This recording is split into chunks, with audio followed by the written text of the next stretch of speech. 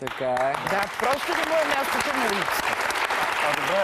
И тези правила са много важни да се знаят. Защото има много домашни любимци, които се така да разхождат между блоковете. Аз живея в младост и виждам пространства и... Просто сутрин отварят вратите и пускат кучетата. Има и такива Те хора. се разхождат и се прибират. без да излиза Стопанина, стопанина. да, гледа, просто наблюдава от прозореца и му вика. Това не е грижа. това не Не е е грижа, разходка. не е грижа. Не, то си ходи, обикаля в буклуците, се рови там, нали, несъбраната смет. И после, като тровиха ми кучето, както и аз имах доберман, който по същия начин в един зверски студен зимен ден, мъж ми го изкарал, пуснал го от вратата да се разхожда, той почва да яде отрова посипана и ми умря в ръцете, но ето и аз... самата ти си преживяла. Да, аз съм го преживяла. Защото трагедия. последствията аз като ветеринар, нали, остана аз да се грижа за отровеното куче.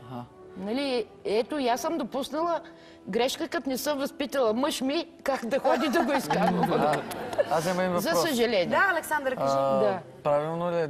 Значи ще разбрах, че ние сме постъпили правилно, като сме го пуснали. А правилно ли тя си паркира горе колата? Значи това нещо е въпрос, който КАТ трябва да оправи. Да, така е. КАТ трябва и общината И да другото, оправи. което няма никъде места за извеждане на куче. В училищния двор има деца, на площадките Там има е деца. Няма недопустимо къде. в училищния двор, в детски градини, в ясли. Да, Това не може ясно, да се но няма случи. къде да се извеждат тези кучета. Ето, аз казах, мисля, че така започнах. Да, Общината не си е свършила работата. Извинявай, по кучето отношение беше ли регистрирано в общината? Защото знам, че и това трябва да се Да, направи. за колко знам се регистрират, обаче след една година. Той беше А малък. той е малък. На Така ли 4 е? Има ли месеца определена възраст за животинките, които трябва да бъдат То регистрирани? зависи от стопанина и обикновено се вързва с ветеринарно-медицинските манипулации, където ходят собствениците за ваксините. Имаше всички ваксини, паспорт има. Все още го има паспорт.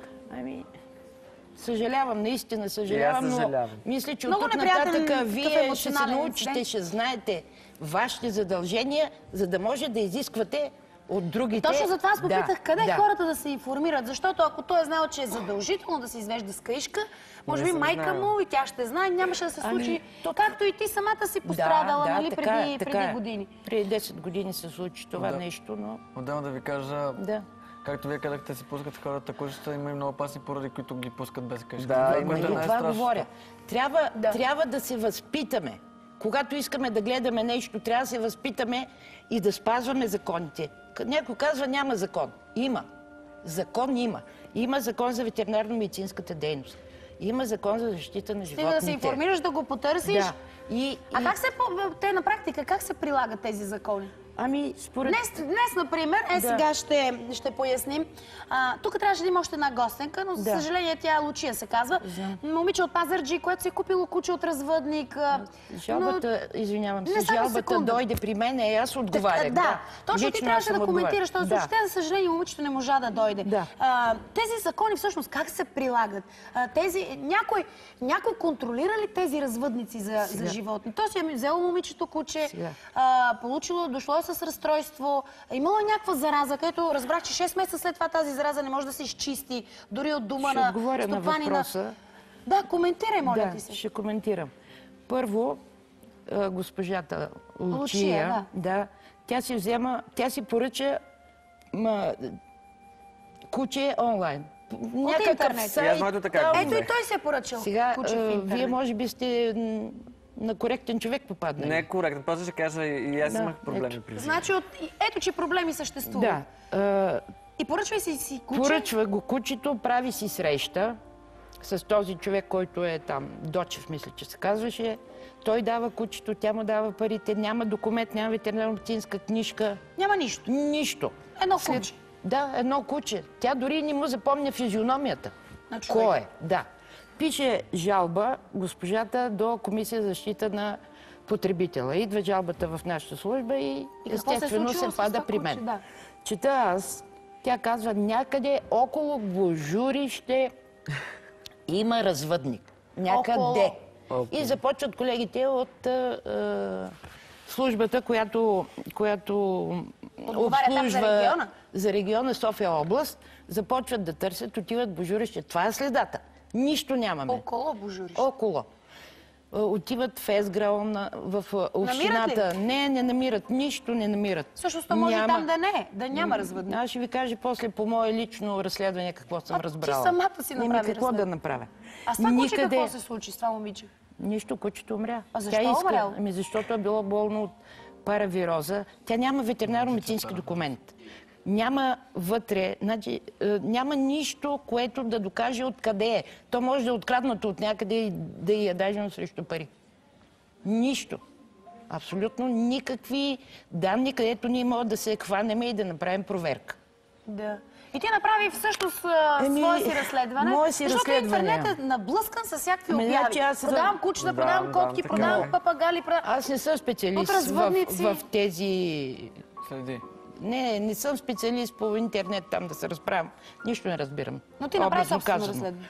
Но всеки един съм разбрала, който си плати, може да си направи сайт.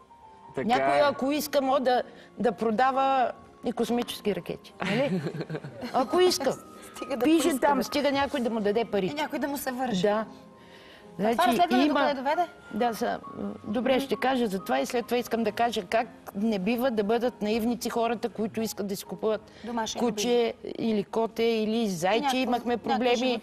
Да, като гледат в интернет, в тия сайтове, какво им предлагат. Да. След това ще го кажа. Добре. По мое разследване, лично, не ангажирам моята институция, в която работя, този, който е имал сайт и е предлагал кучета, този човек няма никаква регистрация.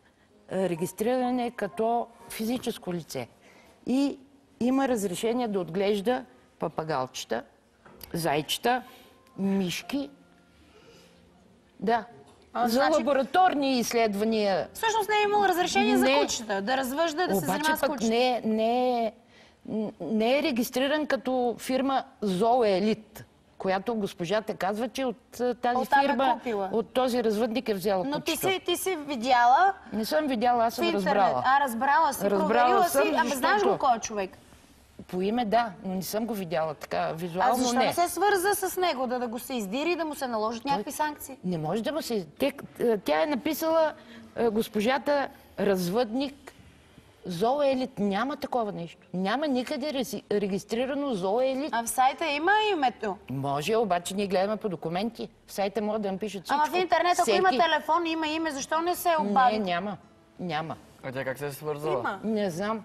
Това момиче със сигурност оттам е намерила телефон. Аз специално като... Даже и моят екип каза, че с очите си казаха моят екип, че са го видяли номера и името. Има там такъв човек. Ами ще продължа разследването по моя линия. Да. И ние ще продължим обаче да следиме случая, защото явно има нарушение, което трябва да бъде наказано. Ние правим проверка, ветеринарните органи, по документи, защото това е отминало събитие. Нали? Когато в документа не е записано... Ама този човек, ако не се намери по име и по такова, няма ли да... Той няма да престане да развъжда кучета и да продава с заразени. Аз казвам какво има разрешение при проверката. Точно това има. Точно това. А това, че факта, че някъде се е срещнал с някой си, дал му куче, взел парите, никъде не е отбелязано. Как да направим проверка и как да го... След малко ще продължим, че случая много се обърка. Скъпи зрители, след съвсем мъничко ще ви срещна с председателя на фондация АФА. Останете с нас, за да чуете какво ще ни каже тя.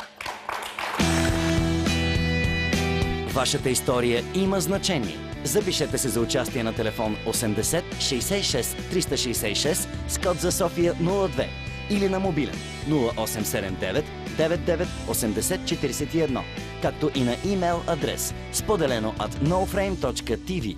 Посочването на телефон за обратна връзка е задължително.